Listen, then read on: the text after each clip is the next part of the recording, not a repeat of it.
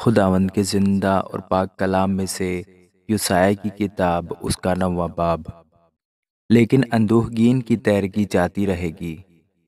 اس نے قدیم زمانہ میں زبولون اور نفتالی کے علاقوں کو ذلیل کیا، پر آخری زمانہ میں قوموں کے گلیل میں دریا کے سمت یردن کے پار بزرگی دے گا۔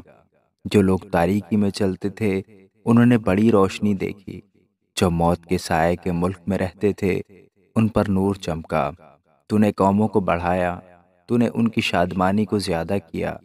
وہ تیرے حضور ایسے خوش ہیں جیسے فصل کاٹتے وقت اور غنیمت کی تقسیم کے وقت لوگ خوش ہوتے ہیں، کیونکہ تو نے ان کے بوجھ کے جوئے اور ان کے کندھے کے لٹ اور ان پر ظلم کرنے والے کے عصا کو ایسا توڑا ہے جیسا مدیان کے دن میں کیا تھا، کیونکہ جنگ میں مسلح مردوں کے تمام سلاح اور خون آلود کپڑے جلانے کے لیے آگ کا ایندھن ہوں گے۔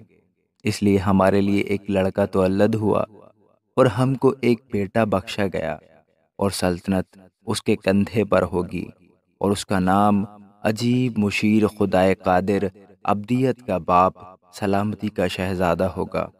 اس کی سلطنت کے اقبال اور سلامتی کی کچھ انتہا نہ ہوگی۔ وہ داؤد کے تخت اور اس کی مملکت پر آج سے ابد تک حکمران رہے گا، اور عدالت اور صداقت سے اسے قیام بخشے گا۔ رب الفواج کی غیوری یہ کرے گی۔ خداوند نے یعقوب کے پاس پیغام بھیجا اور وہ اسرائیل پر نازل ہوا، اور سب لوگ معلوم کریں گے، یعنی بنی افراہیم اور اہل سامریہ، جو تکبر اور سخت دلی سے کہتے ہیں کہ اینٹیں گر گئیں پر ہم تراشے ہوئے پتھروں کی عمارت بنائیں گے، گولر کے درخت کاٹے گئے پر ہم دیودار لگائیں گے۔ اس لیے خداوند رزین کی مخالف گروہوں کو ان پر چڑھا لائے گا اور ان کے دشمنوں کو خود مسلح کرے گا۔ آگے ارامی ہوں گے اور پیچھے فلسطی، اور وہ منہ پسار کر اسرائیل کو نگل جائیں گے۔ باوجود اس کے اس کا قہر ٹل نہیں گیا، بلکہ اس کا ہاتھ ہنوز بڑھا ہوا ہے۔ تو بھی لوگ اپنے مارنے والے کی طرف نہ پھرے اور رب الفواج کے طالب نہ ہوئے۔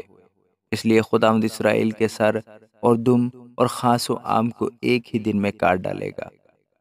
بزرگ اور عزت دار آدمی سر ہے، اور جو نبی جھوٹی باتیں سکھاتا ہے وہی دم ہے، کیونکہ جو ان لوگوں کے پیشوا ہیں ان سے خطا کاری کراتے ہیں اور ان کے پیروں نگلے جائیں گے۔ پس خداوند ان کے جوانوں سے خوشنود نہ ہوگا، اور وہ ان کے یتیموں اور ان کی بیواؤں پر کبھی رحم نہ کرے گا، کیونکہ ان میں ہر ایک بے دین اور بد کردار ہے، اور ہر ایک منہ حماقت اگلتا ہے۔ باوجود اس کے اس کا قہر ٹل نہیں گیا، بلکہ اس کا ہاتھ ہنوز بڑھا ہوا ہے، کیونکہ شرارت آگ کی طرح جلاتی ہے، وہ خس و خار کو کھا جاتی ہے، لیکن وہ جنگل کی گنجان جھاڑیوں میں شعلہ زن ہوتی ہے، اور وہ دھوئیں کے بادل میں اوپر کو اڑ جاتی ہے۔ رب الفواج کے قہر سے یہ ملک جلایا گیا ہے، اور لوگ ایندھن کی مانند ہیں۔ کوئی اپنے بھائی پر رحم نہیں کرتا، اور کوئی دہنی طرف سے چھینے گا پر بھوکا رہے گا، اور وہ بائیں طرف سے کھائے گا پر سیر نہ ہوگا۔ ان میں سے ہر ایک آدمی اپنے بازو کا گوشت کھائے گا، منسی افرایم کا اور افرایم منسی کا، اور وہ مل کر یہودا کے مخالف ہوں گے۔ باوجود اس کے اس کا قہر ٹل نہیں گیا، بلکہ اس کا ہاتھ ہنوز بڑھا ہوا ہے۔ آمین۔